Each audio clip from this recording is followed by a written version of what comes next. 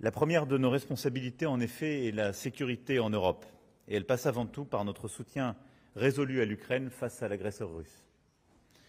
Avec l'Allemagne, nous allons continuer à travailler avec nos partenaires, avec les Américains et toutes les nations volontaires pour parvenir à un cessez-le-feu et créer les conditions d'une paix juste et durable, fondée sur des garanties de sécurité robustes pour l'Ukraine. Et surtout par le bon travail de nos équipes et de nos ministres. Merci d'être là. Nous soutenons l'implication américaine dans un processus de cessez-le-feu et son rôle essentiel dans la supervision. Sous l'égide des États-Unis.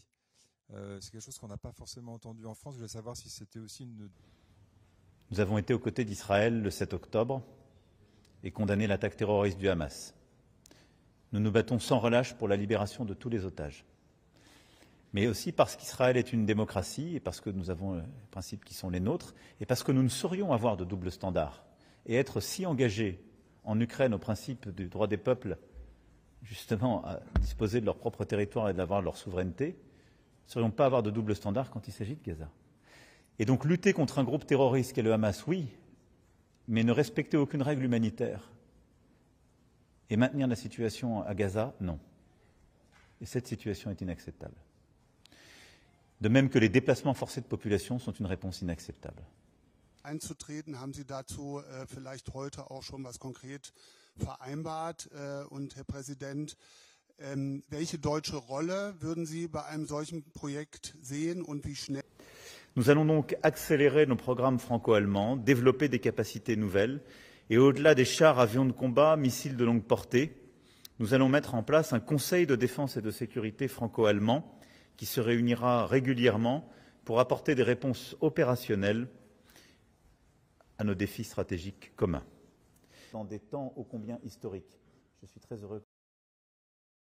Le chancelier allemand Friedrich Merz a prononcé un discours d'envergure devant le Bundestag le mercredi 14 mai 2025, à 22h41 heure locale, PKT, marquant son premier discours majeur depuis son investiture la semaine précédente. Avec une détermination palpable, il a exhorté l'Occident à préserver une unité indéfectible face à la crise ukrainienne, mettant en garde contre toute division qui pourrait affaiblir la réponse collective à la guerre. Il a souligné son engagement personnel à renforcer la cohésion entre les alliés européens et les États-Unis pour trouver une solution durable au conflit, un enjeu qu'il a qualifié de crucial pour la stabilité mondiale. Merz a fermement rejeté toute idée d'une paix imposée à l'Ukraine, qui reviendrait à légitimer les avancées territoriales obtenues par la Russie à travers son agression militaire. L'Occident ne saurait accepter une soumission au statu quo actuel, ni une paix dictée qui bafouerait la souveraineté ukrainienne, a-t-il déclaré avec conviction. Ce discours intervient à un moment critique, à la veille d'une rencontre prévue le 15 mai 2025 à Istanbul, en Turquie, où des délégués ukrainiens et russes pourraient entamer des pourparlers de paix. Ces discussions, si elles ont lieu, seraient les premières tentatives significatives de dialogue depuis plus de 3 ans, dans un conflit qui a ravagé l'Ukraine et qui est considéré comme le plus meurtrier en Europe depuis la Seconde Guerre mondiale. Élu en février 2025 à la tête d'une coalition conservatrice, Merz a fait campagne sur une vision ambitieuse pour repositionner l'Allemagne comme une puissance de premier plan sur la scène internationale. Dans son discours, il a réaffirmé son engagement à renforcer la Bundeswehr, l'armée allemande, à travers un investissement massif dans la défense. Nous fournirons à la Bundeswehr toutes les ressources financières nécessaires pour qu'elle devienne l'armée conventionnelle la plus puissante d'Europe, a-t-il proclamé, précisant que cet objectif vise à doter l'Allemagne d'une capacité militaire à la hauteur de ses responsabilités géopolitiques croissantes. Cette ambition s'inscrit dans un contexte de tensions accrues en Europe, où la sécurité collective est mise à l'épreuve. Bien qu'il ait, par le passé, critiqué l'administration du président américain Donald Trump pour son manque de fiabilité en tant qu'allié, Merz a adopté un ton plus diplomatique dans ce discours. Il a exprimé sa gratitude envers Trump pour son rôle dans la promotion d'un cessez-le-feu en Ukraine, une étape qu'il considère comme essentielle pour ouvrir la voie à des négociations. Un cessez-le-feu représente une opportunité, une fenêtre pour rendre possible des discussions de paix constructives, a-t-il expliqué, tout en insistant sur la nécessité d'une approche coordonnée. Cette reconnaissance stratégique semble refléter une volonté de Merz de maintenir des relations pragmatiques avec Washington, malgré des divergences idéologiques. L'unité de l'Occident est restée au cœur de son message.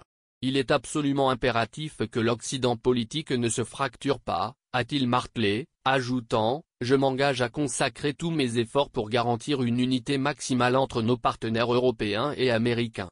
Cette déclaration intervient alors que des divergences sur la gestion du conflit ukrainien, notamment sur l'ampleur du soutien militaire et économique à Kiev, ont parfois mis à rude épreuve la cohésion transatlantique. Merz a également exprimé une vive préoccupation face à l'approfondissement des relations entre la Russie et la Chine, qu'il perçoit comme une menace stratégique croissante. Ce partenariat sino-russe complique le paysage géopolitique et exige une vigilance accrue de la part de l'Occident, a-t-il averti, soulignant la nécessité d'une réponse concertée face à cette dynamique.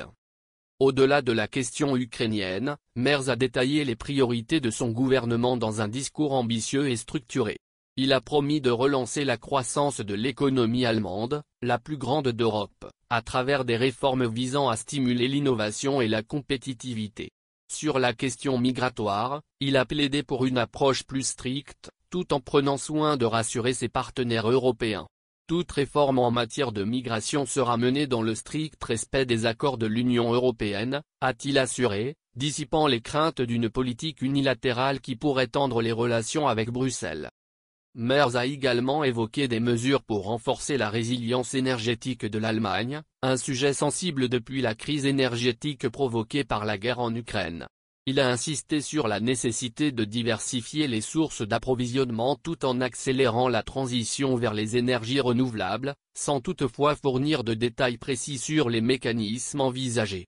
Le chancelier allemand Friedrich Merz, dans son premier grand discours au Bundestag le 14 mai 2025, a exhorté l'Occident à rester uni face à la crise ukrainienne, rejetant une paix imposée ou une acceptation du statu quo russe. À la veille de pourparlers de paix à Istanbul, il a promis de renforcer la Bundeswehr pour en faire l'armée conventionnelle la plus puissante d'Europe et de promouvoir l'unité avec les alliés européens et américains. Malgré ses critiques passées envers Trump, il a salué son soutien pour un cessez-le-feu en Ukraine, ouvrant la voie à des négociations. Merz a aussi exprimé son inquiétude face au rapprochement Russie-Chine et détaillé ses priorités, relancer l'économie allemande, durcir la politique migratoire dans le cadre de l'UE, et diversifier l'approvisionnement énergétique. Ce discours ambitieux vise à affirmer le leadership de l'Allemagne sur la scène mondiale.